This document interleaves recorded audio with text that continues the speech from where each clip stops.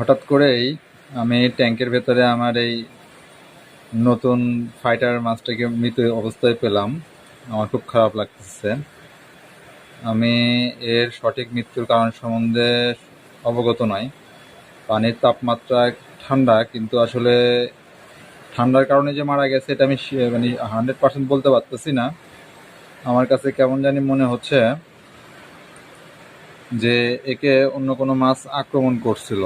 যদিও আমি এখানে আক্রমণ চালানোর মতো সবগুলো মাছকেই সরাইয়া দিছি, কিন্তু তারপরেও আমি জানি না যে আসলে কি হলো।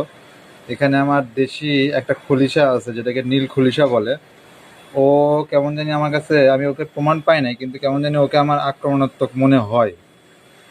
তো যাই হোক, আমাদের বাসার সবারই মন খুবই খারাপ।